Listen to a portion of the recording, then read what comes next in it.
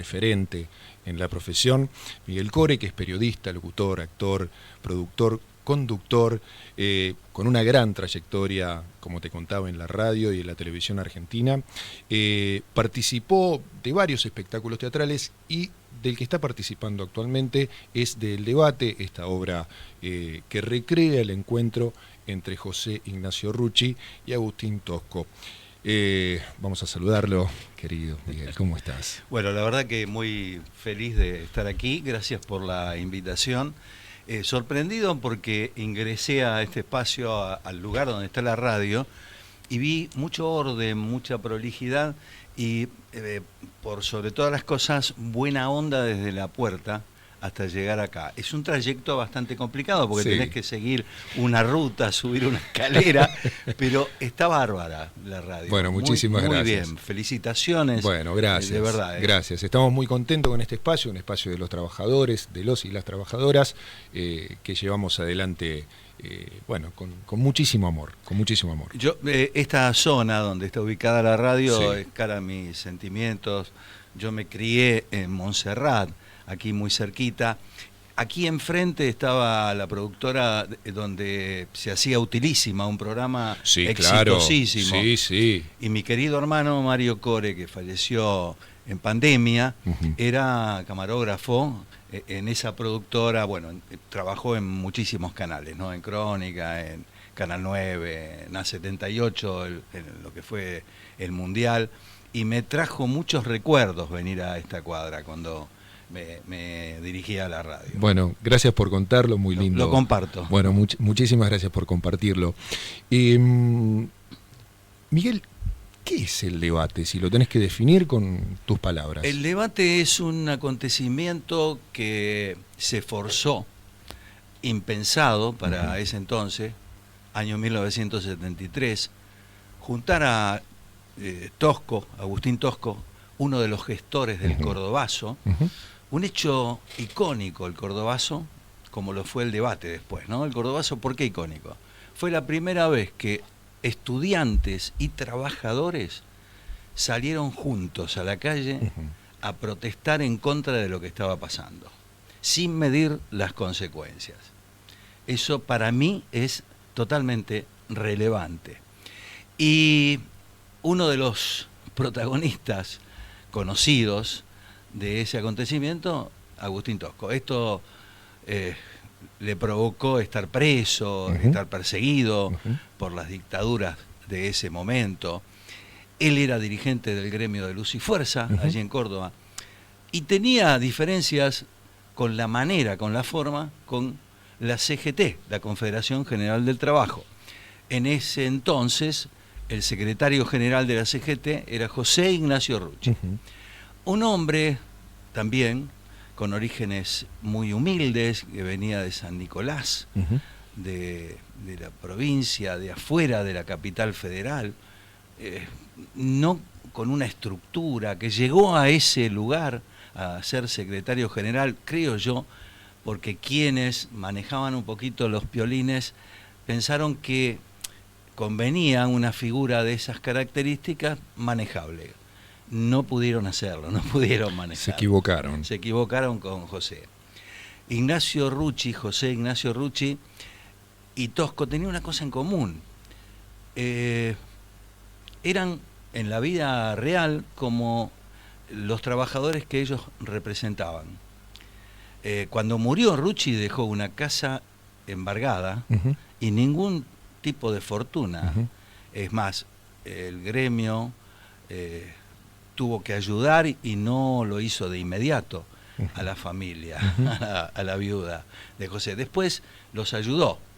También ayudar, lo que quiere decir, darles un trabajo, sí, ¿no? Por supuesto. Facilitarles un poquito la vida. No es que le dio dinero. No, por supuesto, está claro. Sí. Y de otra forma, mirándolo a Agustín Tosco, hay algo muy parecido. Sí, claro. Claro, las visiones eran completamente distintas. ¿A quién se le ocurre juntarlos en un programa de televisión, hacer un debate? Había surgido un programa en Canal 11, Tele 11, en ese momento, que era el dueño Héctor Ricardo García, un hombre disruptivo que generaba cosas que tenían que ver con lo popular. Muchos lo catalogaron como amarillista, su prensa era grandilocuente, sensacionalista, pero hizo cosas increíbles, como por ejemplo, fue uno de los que desembarcó en Malvinas y puso la bandera de la Argentina en ese territorio que nos robaron los ingleses. Sí, sí. Eso creo que no es poca cosa. Tremendo. Y creo que en este momento, más que nunca, estamos a 24 horas de un aniversario, es importante recordarlo. Sí. Héctor Ricardo García, que también hizo El Pueblo Quiere Saber, otro ciclo similar, sí, claro, con Pinky y Lucho Avilés, Lucho como Avilés, conductores. Sí, sí. Hizo ese programa y convocó figuras que estaban en veredas opuestas para que allí debatieran. Bilardo Menotti, por ejemplo, cuando ninguno de los dos era el exitoso ganador de nada, porque Menotti no había ganado el Mundial y Bilardo no había ganado tampoco, pero tenían dos concepciones distintas del fútbol. Estuvieron ahí. Bonavena Peralta, dos boxeadores que también eran totalmente diferentes, hasta ideológicamente, ¿no? La concepción de Peralta era más populista, digamos, y Bonavena era un tanto más conservador, aunque era populista porque era radical. Sí. Era la ideología de Ringo. Y lo sentó allí, en ese programa. Cuando concibió este programa, García pensó en Jorge Conti porque era popular.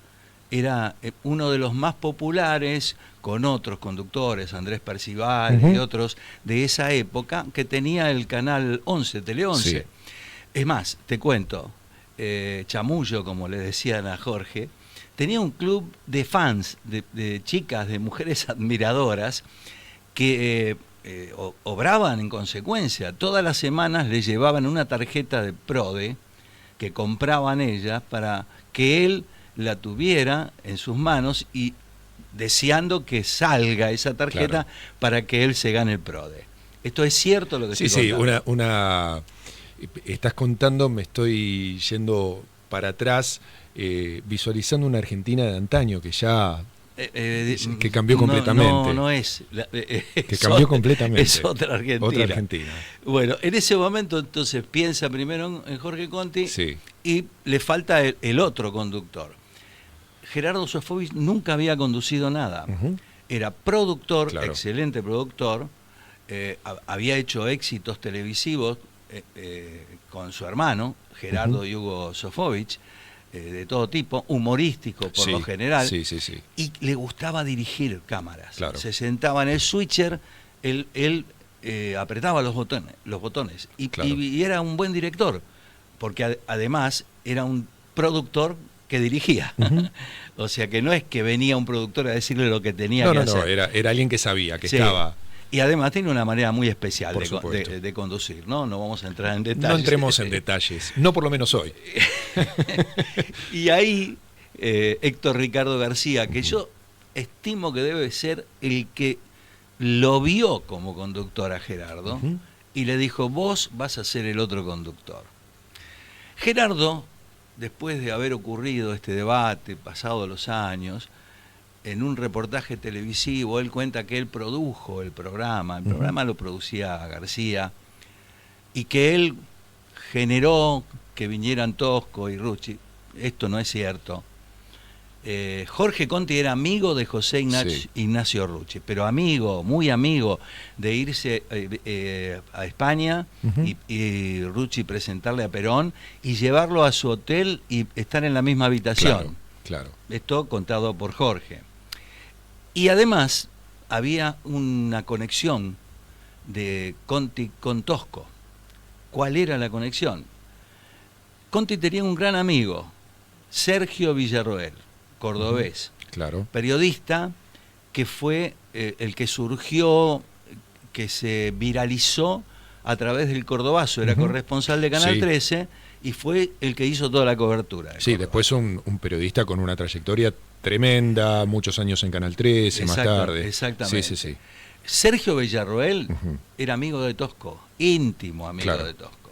Y tenía influencias, a pesar de la dictadura y de los gobernadores de las dictaduras allí en Córdoba, evidentemente como para poder generar una nota con Tosco. Entonces empezó a trabajar, esto mucho antes del debate, para hacerle una nota a Tosco.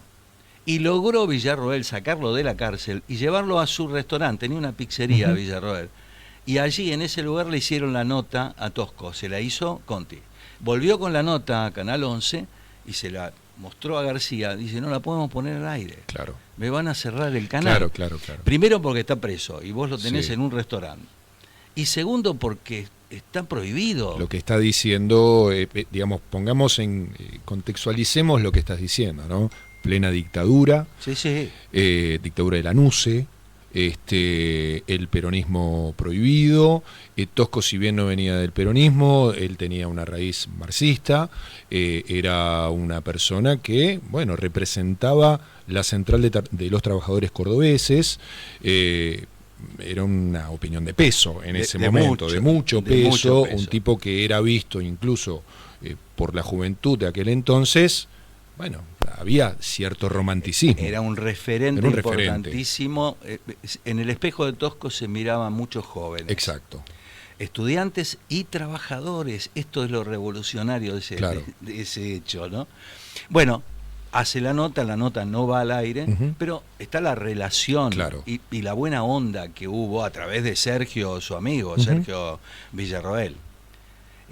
Bueno, cuando surge la posibilidad de hacer el debate con ellos, García le dice, Rucci está. Se conseguía Tosco. Dice, no, operalo, espera, no, Rucci no está. Porque si yo le digo a Rucci que lo voy a sentar con Tosco, no va a querer. Claro. Entonces vamos a empezar por Tosco. Claro. Y Conti trabajó en lograr que Tosco viniera. Tosco, después de muchas vueltas, dijo que sí. Y ahí Conti fue a convencer a Rucci. Y Rucci le dijo, no, ¿qué querés? ¿Que me mate? Claro. No, yo no quiero, va a ser una sangría. Si yo consigo, le dijo, que haya un pacto de caballeros, porque los dos quieren lo mismo, José. Yo lo conocí a Tosco, charlé con él, sabés que no tengo nada que ver políticamente, pero quiere lo mismo que vos, desde otro lugar. Claro. Entonces, los dos quieren la dignidad del trabajador. Y ustedes tienen que dar ese mensaje, porque si lo dan, ganan los dos. Esto le dice Jorge Conti a Rucci. Y Rucci, si vos me das la palabra de caballero de él, acepto. Y se hizo el debate. 13 de febrero de 1973, el programa se grabó. Después surgió la versión que se había grabado de nuevo, que inclusive creo que la alimentó el mismo Sofovich. Es mentira. Se grabó y como se grabó, salió al aire. Se colocó. Es más, me contó Jorge Conti dos cosas que son importantes. Vinieron corresponsales de muchísimos países, no solamente los limítrofes, de Francia, de Estados Unidos, de España, a ver sangre. Claro. Porque esperaban que esto terminara mal. Y se fueron sin la nota, porque no terminó mal. Cuando terminó la nota, la grabación, se dieron la mano en cámara. Terminó el programa.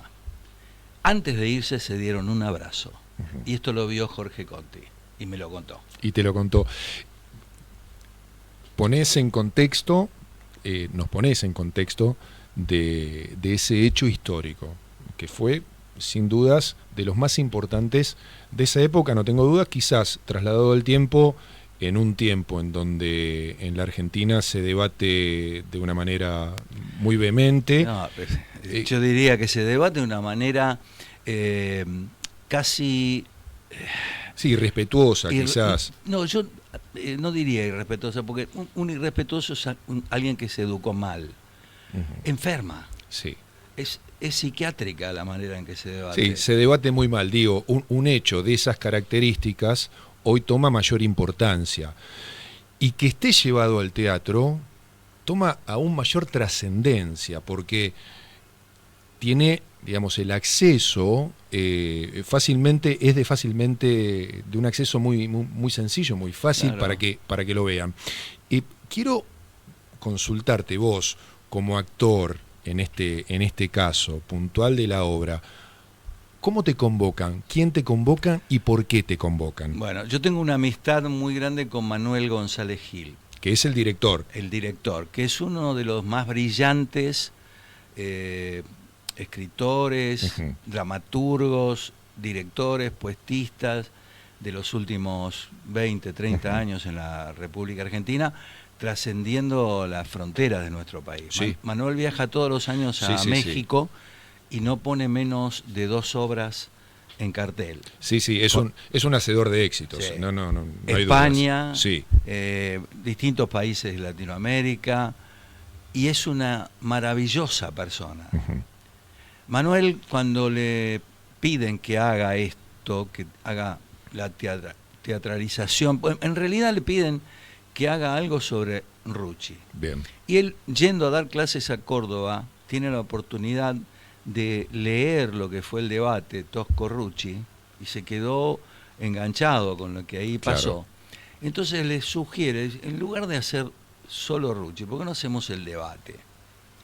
Y ahí lo compran quienes le llevan la idea. Lo escribe y él lo escribe pensando en que esto iba a ser una teatralización de un hecho político-sindical para 20 funciones, 30 funciones. Por lo general, él, cuando escribe una obra, depende de lo que los productores que van a financiar ese proyecto le dicen. Bueno, yo quiero a fulano, quiero a mengano, quiero a sultano porque me van a traer tickets, van a vender entradas. El figurón el mascarón de proa. Exactamente. Sí. Entonces, él no es el que decide totalmente los actores que van a conformar sus elencos, aunque hace un tamiz personal. Por supuesto. Y en este caso, contado por Manuel, dice, bueno, voy a llamar a todos los amigos que tengo, que sé que lo pueden hacer bien y que además son buenas personas. Voy a armar un elenco de buena gente. Perdón por la inmodestia mía, porque esto es decisión de Manuel, que él lo dijo, no lo estoy diciendo yo, que yo merezco estar entre esa buena gente. Pero no se equivocó, porque toda la gente que conforma este elenco es muy buena gente, además de ser gente muy talentosa. Y bueno, y armó la obra, y la obra ahí en el lugar donde se estrenó, que fue el Teatro de la UOM, en la calle Hipólito Yrigoyen, en Almagro, hacía funciones 2 veces por semana y llenaba. Claro. Y entonces ahí Manuel se dio cuenta que esto daba para más y que había una reacción de la gente de aplaudir de pie cuando terminaba cada función, que esto merecía estar en la calle Corrientes. Entonces hurgó, buscó y consiguió que Carlos Rottenberg accediera a dar una de sus salas allí en el Multi Tabarís, y estrenamos hace poquito, 12 de marzo, un miércoles, y desde ahora son 3 semanas que estamos allí.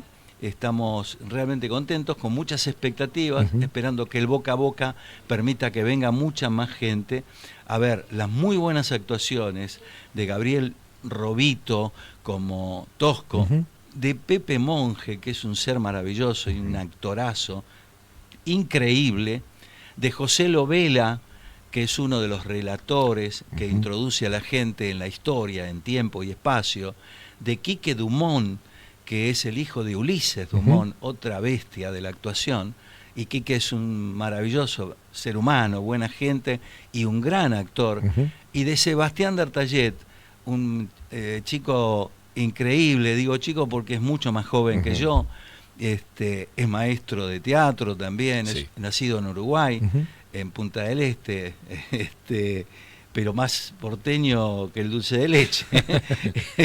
Y muy buena gente también. Y de Miguel Core. Bueno, de Miguel Core, que hace un personaje, personificás a un amigo, ¿no? Sí, Jorge. Y por eso yo quiero preguntarte, ¿cuál fue tu mayor desafío en este papel? Porque, vos llevas, en un momento, llevas la atención de la sala, por momentos, sos muy vehemente en tus preguntas. ¿Cómo fue ese desafío, la construcción de ese personaje? Muy grande, lo fui logrando a medida que fui caminando, transitando, primero con mucho miedo cuando Manuel me llamó. Yo había trabajado con Manuel en el año 83, 82, cuando antes de empezar la democracia, pergeñamos una obra de teatro que tuvo muchísimo éxito, pero estuvo nada más que 6 meses en cartel, que se llamó Argentina vamos a cantar una historia, que fue con música de rock, la historia de la dictadura militar. Allí estaba César Pierri, Susan Ferrer, que es mi esposa, Juan Vitali, Lucas Simmons, que era un cantante de un grupo que se llamaba Los Bárbaros, y una treintena de bailarines, cantantes y actores. Y estaba muy jovencito, en el elenco también, Pablo Robito, que es Pablo Mujica, el hermano de Gabriel, que Pablo en ese momento trabajaba como actor. Hoy es director, maestro, gerenciador de todo lo que tiene que ver con producción de cine, con muchísimos logros nacionales e internacionales. Fue uno de mis compañeros. Y yo ahí trabajé, dirigido por Manuel, con músicos en vivo, una banda de rock. Dirigía a Rinaldo Raffanelli, ex bajista de Sui Generis, que ya no está en este plano, el Tano Rino, querido amigo. Y la verdad que fue conmocionante, porque te cuento, en ese momento tuvimos amenazas de todo tipo, bueno, estaban yéndose los muchachos. Sí, claro. Amenazas personales, de muerte. Hicimos funciones con las madres de Plaza de Mayo, la sala llena de pañuelos blancos. ¿Sabés lo que es hacerla? En ese momento hacer la función con las madres en la sala. Eso fue lo último que yo hice en teatro. Después hice algunas cosas como actor en ATC, en otros lugares, pero lo último. Cuando Manuel me llama, digo, no, Manuel, pero yo no me voy a acordar los textos, estoy viejo, estoy grande, me olvido de los nombres de mis amigos. Y bueno, Manuel me insistió y ahí... No te creyó. Y ahí estoy, y estamos haciéndolo.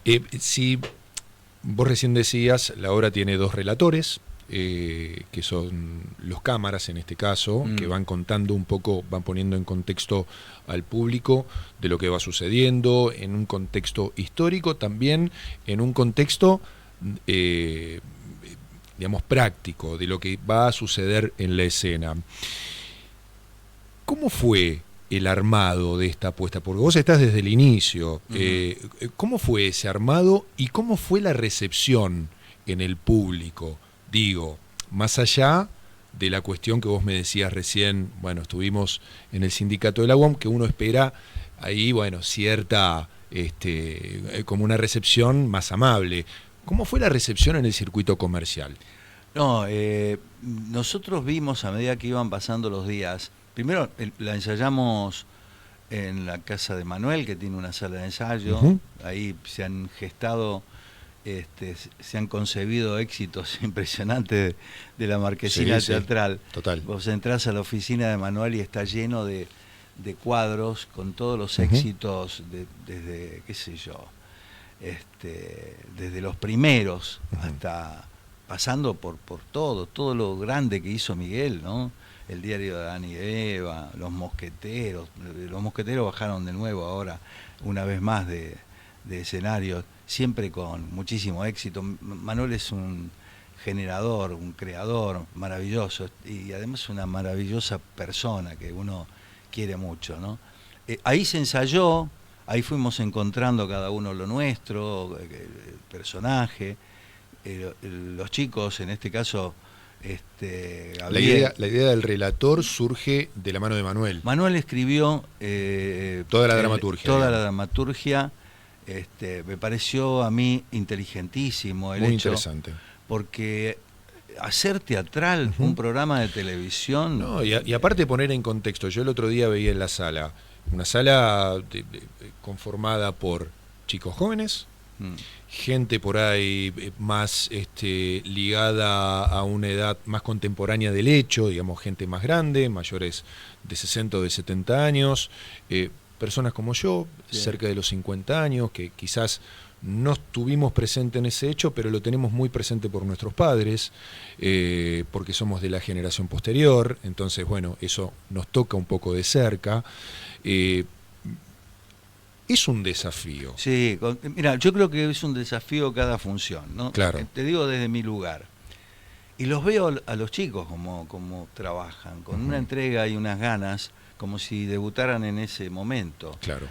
A mí me emociona Pepe y me emociona Gabriel. Yo a Gabriel lo conozco desde chiquito, desde joven. Están muy bien personificados No, ambos. Tan bárbaro. Muy buen trabajo de personificación. Vos lo ves a Rucci Sí. en Pepe Monge y lo ves a todos con Robito, porque los ves, si alguna vez viste algún documento fílmico o los conociste. Y no hay una los imitación. ves. No. Encontraron, por ejemplo, Gabriel habla 2 tonos más abajo de su voz. Sí, ¿no? sí. Encontró ahí la forma de Claro. comunicarlo. Bueno, no es una imitación. Lo mismo pasa con Pepe, no está imitando No, a por Rucci. supuesto. Él encontró el personaje desde la música, esto lo dice Pepe y es maravilloso, que para encontrar el personaje hay que encontrar la música. Todos los personajes tienen una música. Ujú. Y cuando nosotros estamos ahí, esto me lo enseñan los muchachos, es como si fuese un concierto donde hay diferentes instrumentos y tiene que haber una melodía y una armonía.